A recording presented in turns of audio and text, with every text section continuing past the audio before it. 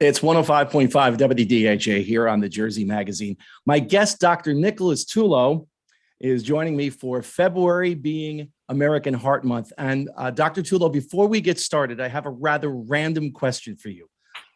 I know you play the guitar. By any chance, did you ever play in the Ramskeller downstairs in the campus center on the Rose Hill campus of Fordham University?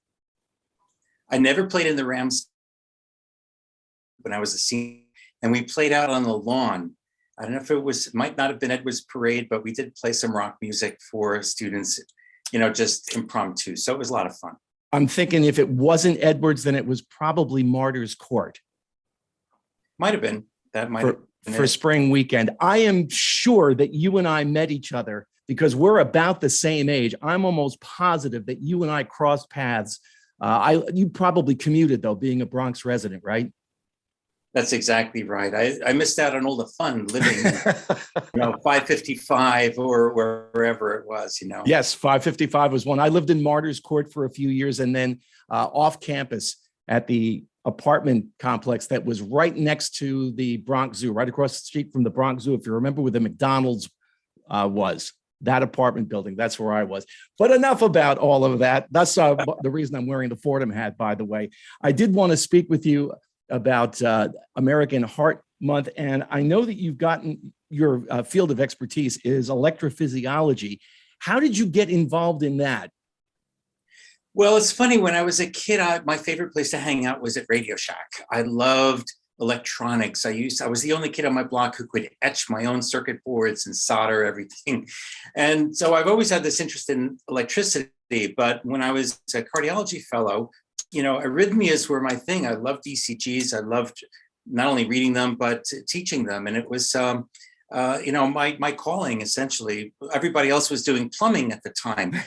We're learning angioplasty, balloons and stuff like that. Stents hadn't come out yet. But I didn't want to do plumbing. So I went into electrophysiology and I love it. It's kind of like the rocket science of medicine because it's very cerebral. There's a lot of, logic involved in figuring out what to do with certain arrhythmias and so forth. I know you'll know this right away, what it is. WPW.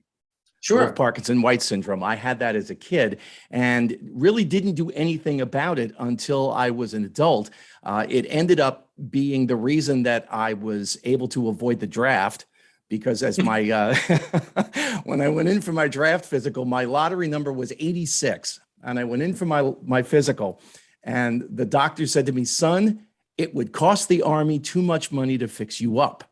I thought it was my knees. And I said that to him. He goes, no. Your heart, if we were going to fix you, it would require open heart surgery. So fast forward a number of years and technology changed so much that it now becomes this catheter ablation procedure of which I unfortunately needed a second one. Talk about some of the changes that took place to go from open heart surgery to something as, I don't know if minimally invasive is the right way to put it, but it's light years from open heart surgery, Dr. Tullo. And it's all occurred while, in my lifetime, because when I first went into electrophysiology in 1987, it was after I finished my cardiology training and I went into electrophysiology. All we had was open heart reports of doing catheter ablation, trying to stick a little wire up a vein and put that wire right up against the spot causing the and cauterize it. And it's come so far in so few years. Nowadays, someone with WPW, we just start to salivate because we know how easy it is to get rid of it in 95% of the time. And, now it's like an hour and a half, 2 hours maybe, and, you're cured. It's fantastic. For WDHA listeners who don't know what WPW is, it's basically an arrhythmia. There's, if you want to describe it as an electrical wire, an extra wire in the heart that all of a sudden takes your natural rhythm and puts it into overdrive. And some of my peak episodes, Dr. Tullo, I was up to about 240 beats per minute, which was pretty wild. And 1 month, as a matter of fact, 1 month to the day of my first ablation, I had an episode and I'm like, you've got to be kidding me. So I went back and forth with my with the doctor who had done the procedure. It must have grown back. We're going to go in. We're going to take care of this. And ultimately, he did. I have not had any episode since then. So again, my kudos, congratulations to you guys, because to do what you do, and again, it is a relatively short procedure. You're awake for the most part, sedated but awake. And I'm looking at all these monitors, going, "Wow, this is really cool." And I remember during the second procedure saying, "Did you just do something?" And he said, "Did you just feel something?" And I said, "Yes." And again, I don't know exactly what it was, but it was very cool watching all of that. Dr. Nicholas Tullo is my guest this morning here on the Jersey Magazine, February being American Heart Month, and everybody is getting in on the act. My box of cereal this morning, iced tea is on the back. Pour your heart into it with Coach Iced Tea. Try all 4 heart-healthy workouts with Coach Iced Tea. What are some of the best tips that you can give WDHA listeners, Dr. Tullo, to get and keep a healthy heart? Well, honestly, one of the worst things that could happen to us was COVID, because everyone locked themselves indoor.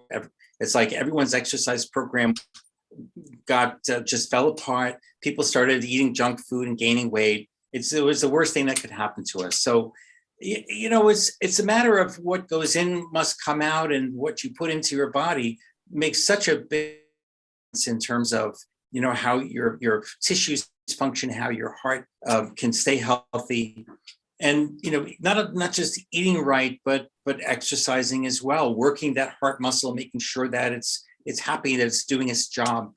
There aren't a lot of magic tricks. You just avoiding things that are going to damage your heart, like smoking, like excessive alcohol. But it's not that hard. And, there's so much been written about it, and between the American Heart Association, American College of Cardiology, nutritional boards, and everything else. So it's hopefully we're getting past this pandemic, and people can start to get back into a better lifestyle. And one of the other things that I know you're an expert on is fainting. You have the New Jersey Center for Fainting. How did that come about, Dr. Tullo? Well, after I finished medical school, I did my residency in Long Island, and at North Shore University Hospital, which has changed its name now. It's now Northfield Health, I guess it is. But when I was a resident, people who came to the emergency room having had fainted, basically we didn't have a lot of testing to do, so we just put them in the intensive care unit and monitor them. And that's when it was like 1982 when I started to have this interest in what causes fainting and how is the best way to diagnose it. And my whole entire career, I've had this special interest in it. So we do specialized testing. So sometimes fainting is due to arrhythmias. Most of the time it's really a blood pressure issue, and basically your brain sends out the wrong message and causes your blood pressure to drop, and then the blood can't get to your brain, and so it stops working. That's what fainting is, basically a sudden drop in blood flow to your brain.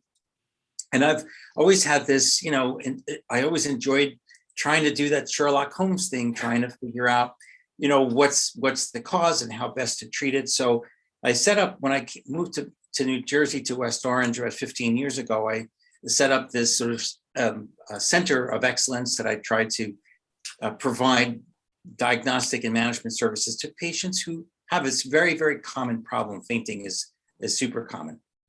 Fainting, in fact, was what finally convinced me that I needed to, as an adult, deal with the WPW. My attacks and episodes were not very frequent, but they started to build up, and there was one, and I mentioned the 240 beats a minute. It went on for quite a while, and I just remember getting very, very dizzy.